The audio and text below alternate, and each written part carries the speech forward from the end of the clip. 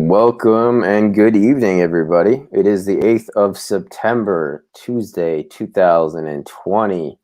We are heading into the fall, and we have a lot to talk about this evening as I am joined by Mr. ShrimpZoo live from Buffalo, New York, the maskless ShrimpZoo today, as people may be shocked to see that.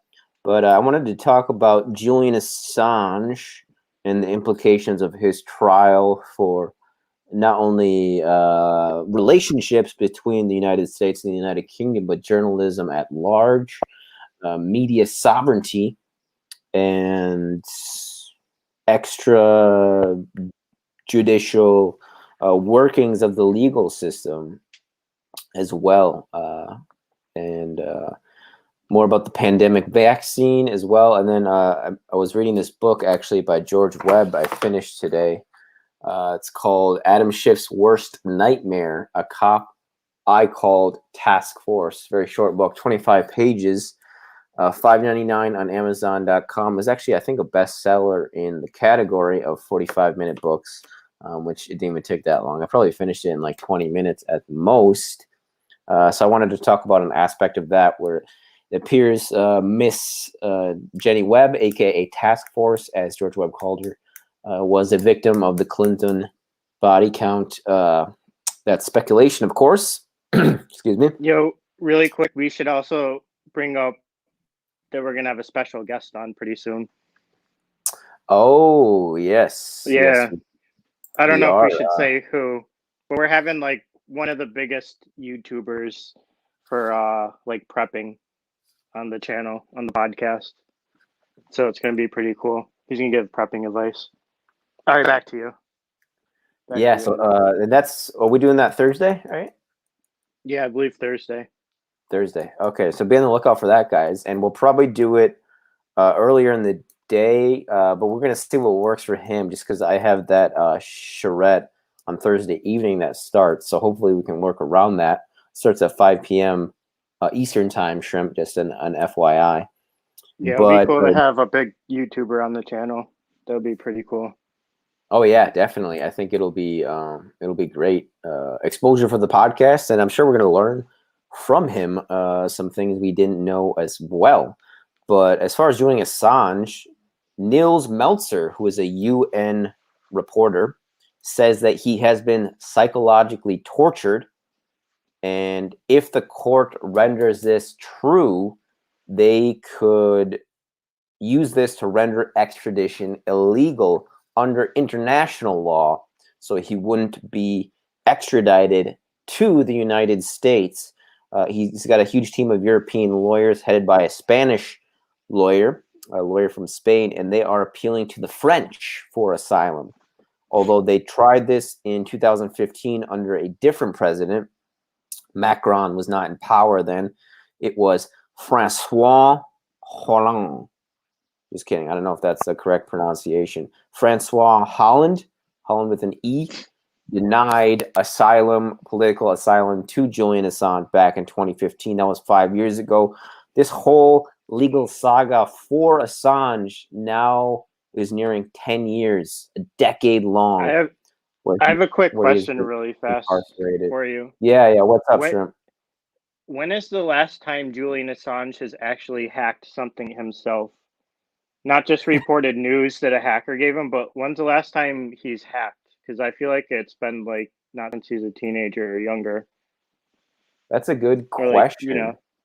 I actually don't know. I had a timeline of when things happened to Assange pulled up here, but he's been incarcerated essentially without any sort of trial or due process for upwards of a decade now.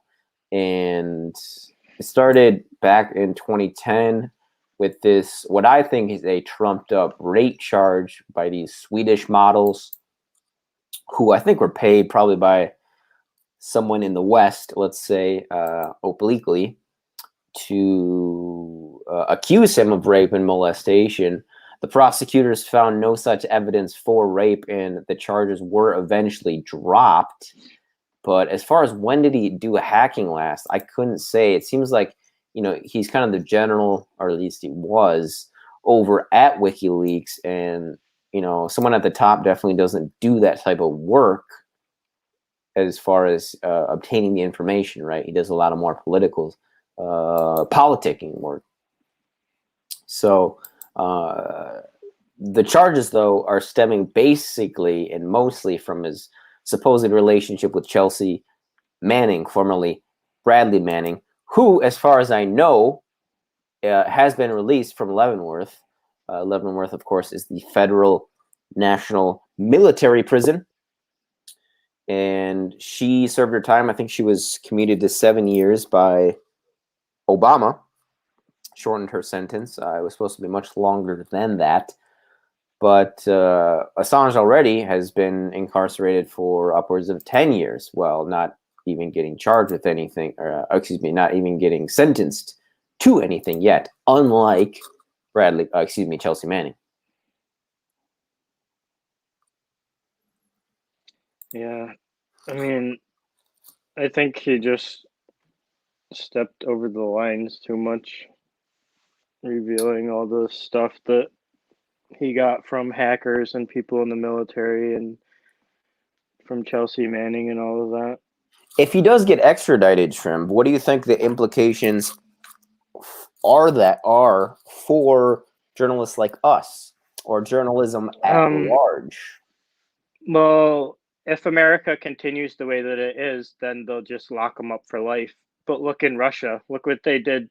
Remember the opposition leader that was poisoned with, I can't remember what the name of the poison is. It's like a famous Russian poison that's hard to detect, Novichok or whatever.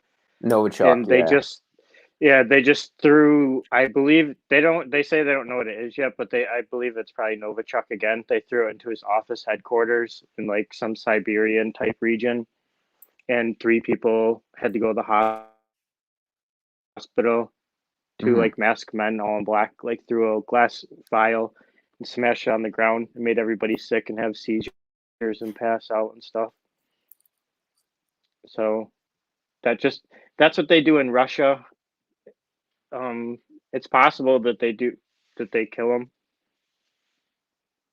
You think they would poison him? Most people think they killed Epstein. They probably just hang him in jail. He'll die in jail. He'll hang himself in jail. I don't know. I'm trying to think. It seems to me like they would get more from incarcerating him than imprisoning him, because the damage has already been done, right? Whereas with Jeffrey Epstein, he had yet to name people or release information or release names, so it made more sense to whack him in jail.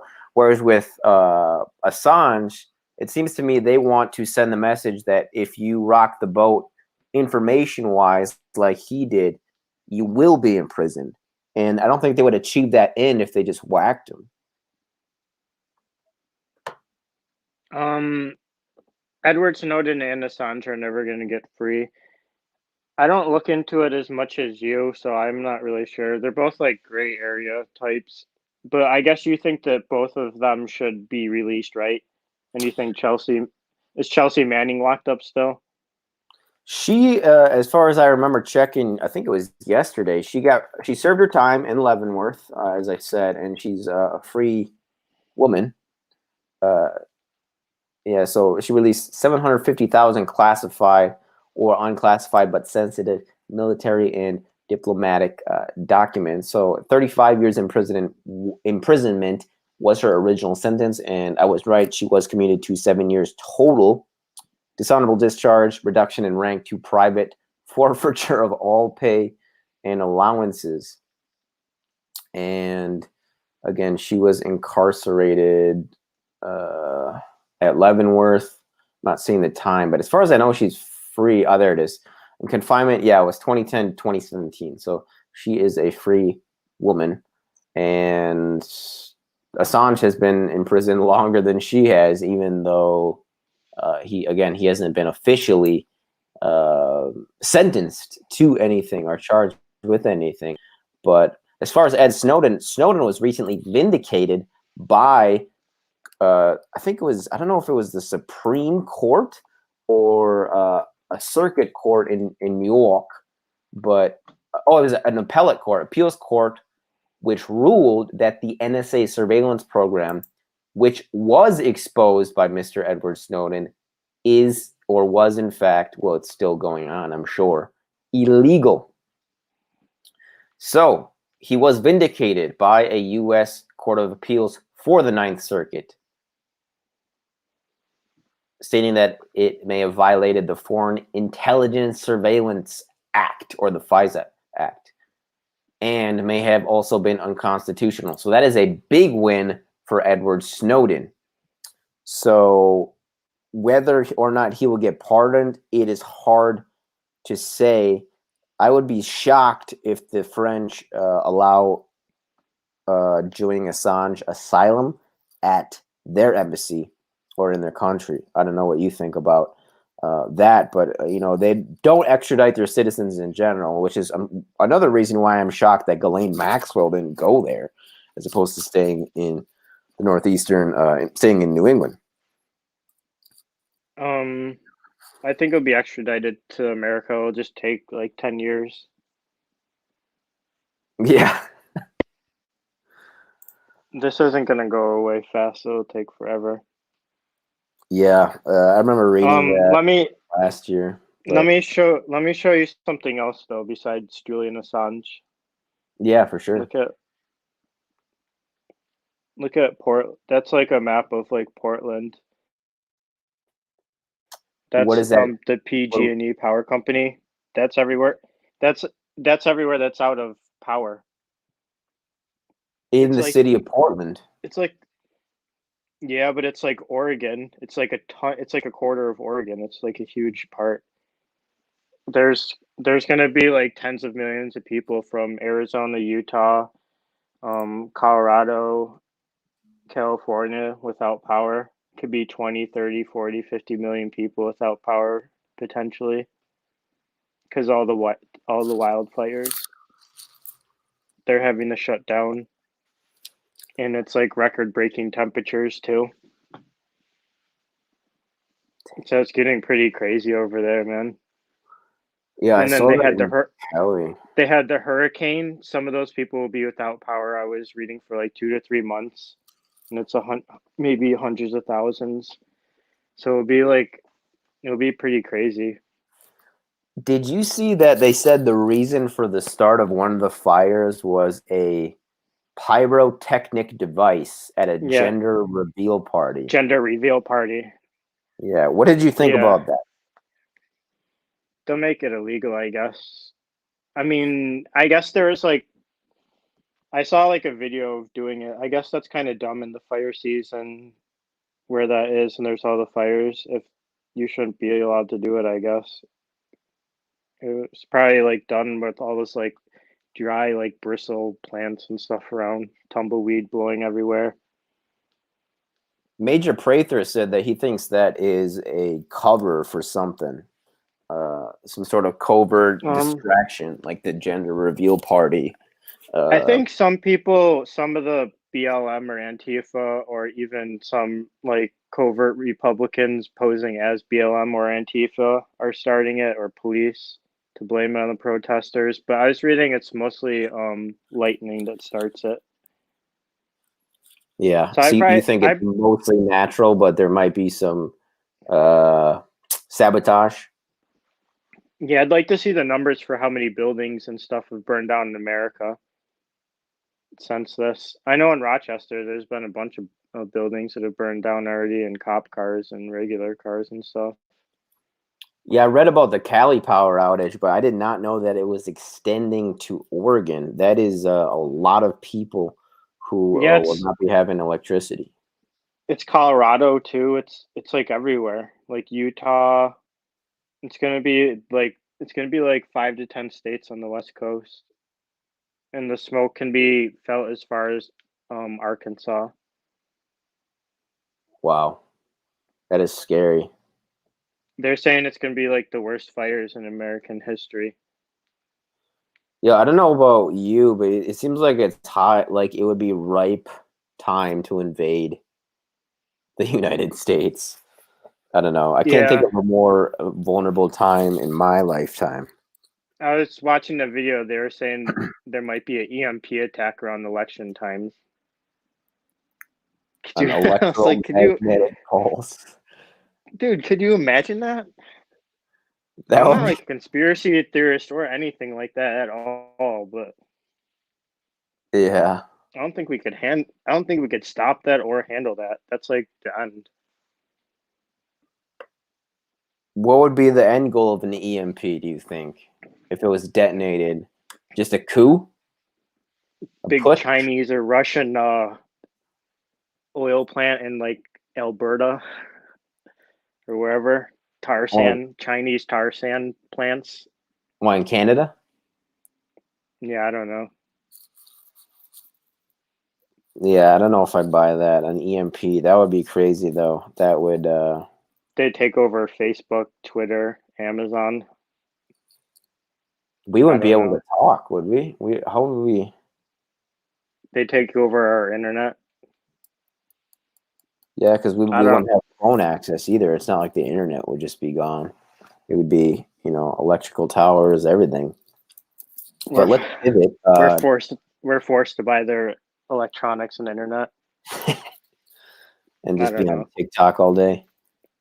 So AstraZeneca, I don't know if you saw this, they have paused their vaccine trials because there is a weird sickness that people will be are getting from this. They're test subjects. I don't know if they're testing on prisoners or what, but I found that Yeah. kind of interesting. I think that's Well, what happens when you play God and you mess around with viruses and gain of function, CRISPR technology.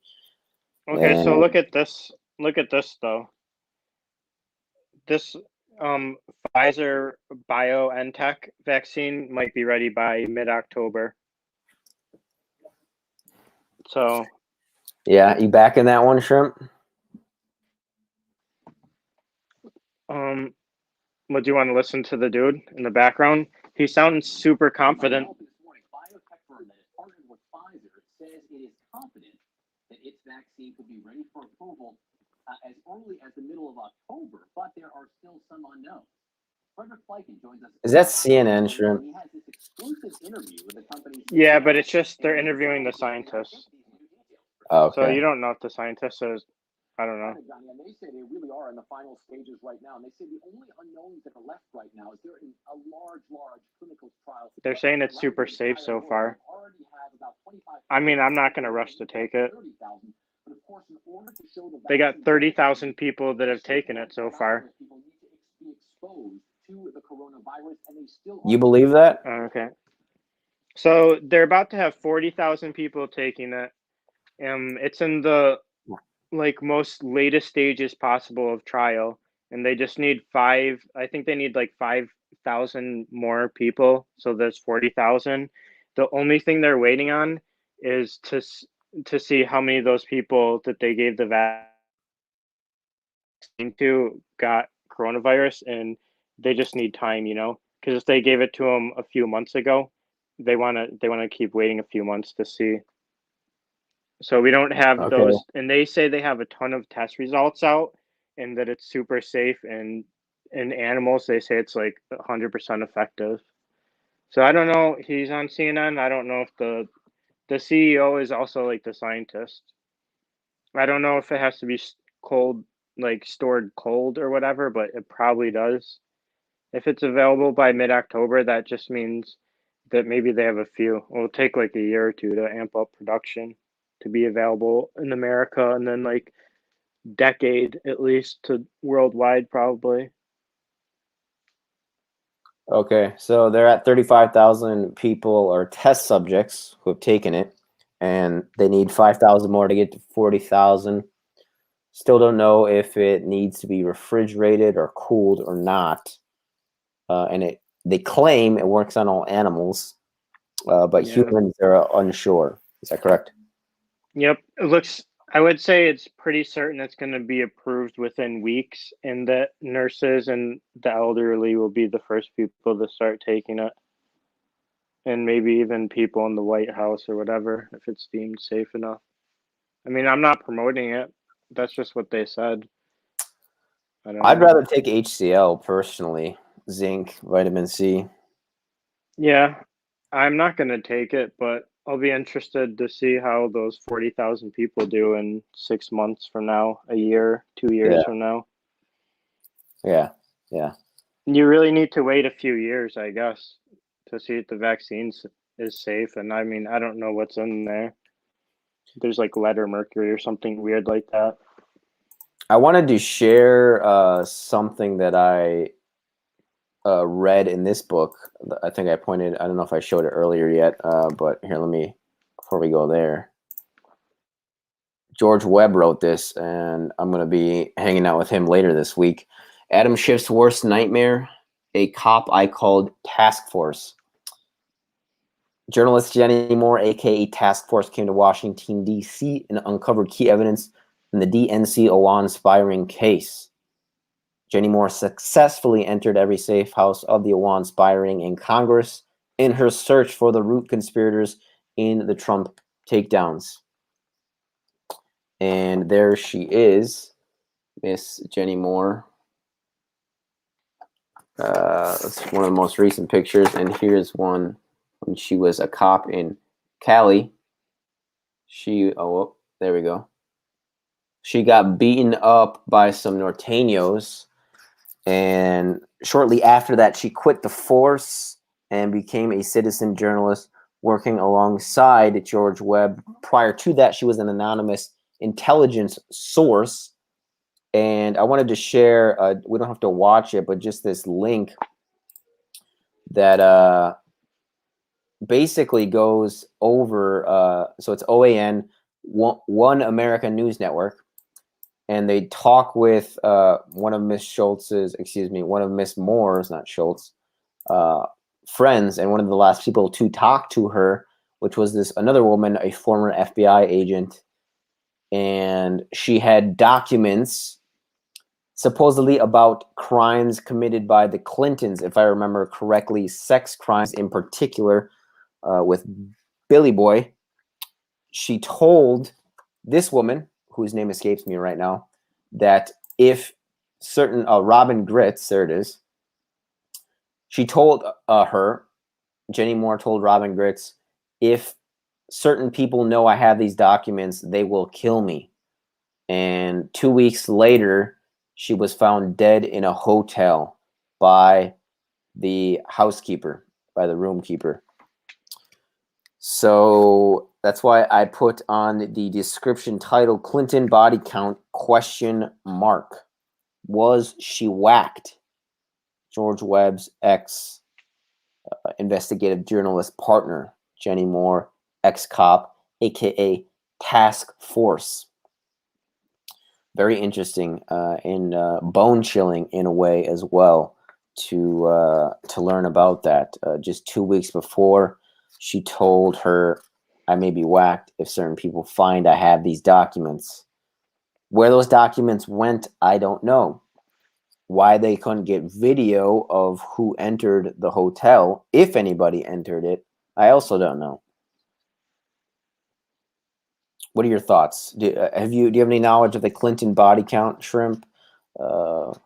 Clintons in general? No, I really don't. I really don't know that much about the Clintons.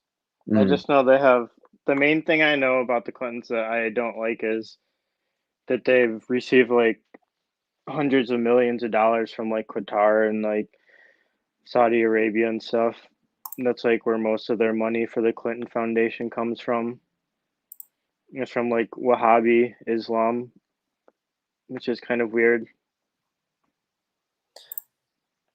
One story that I know well about the Clintons was actually something I read in Sean Atwood's book, which is called, I think it's called Clinton Body Count, From the Boys on the Tracks to Jeffrey Epstein. I read that earlier this year. I will do a book review on it soon, but it was a book I actually read out of order. I read the Jeffrey Epstein chapter first because I was just obsessed with that. I still am very, very into it, and I will be doing more videos on it soon, but it talks about these two boys in Arkansas who were found dead on train tracks. And the claim was they got so high on marijuana, a joint, that they laid down in front of a train with gunshot wounds, I think, were found in them as well. So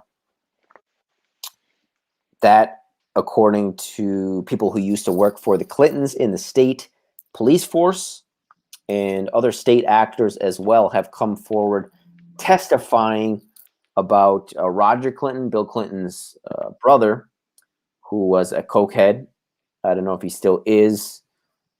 And Bill actually as well apparently likes the white snow too. And a combination of these testimonies, the testimonies of the parents of the boys, the police force as well, have led people to believe that the two boys would must have been the best weed in the world. The two boys accidentally walked in on a drug deal by state troopers, whether they were dropping it or picking it up or selling it, to the middleman. Who knows? But it has been pretty well established among the alternative media that the CIA was running drugs through Arkansas via the Clintons, in particular's control, using the state troopers, because Bill was the governor at the time. And because of his cooperation with the CIA, Central Intelligence Agency, they awarded him the White House. So these two boys, the story goes, and many people are led to believe, walked in on a drug deal, and that was a no-no. They couldn't let any witnesses walk away from that scene.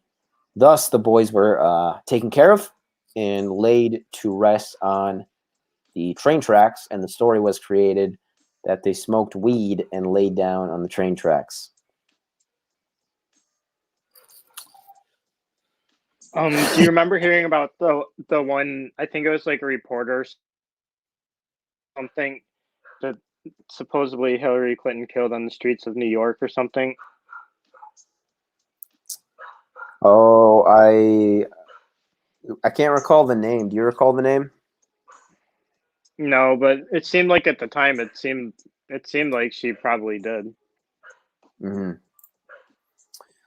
Yeah, and people are saying that the Seth Rich murder too. Why was he killed? And it just ties back to Julian Assange, which is who we were talking about at the beginning. As we said, I think it was yesterday or 2 days ago. They just kill anyone that has dirt on them, I'm assuming. They're rich as hell. Why wouldn't they? A judge in New York, a woman judge, has requested Julian Assange to testify in the Seth Rich murder case, which is good news in the sense that we may get some answers. Will he actually show up in court and testify in that case? Because, again, Mueller interviewed hundreds of people, but none of them included Julian Assange himself, which is supposedly the man who released these documents with Russia's help or collusion to make the DNC look bad, when, according to Assange and people who close to him, the leak actually came from within the inside of the Hillary Clinton campaign itself.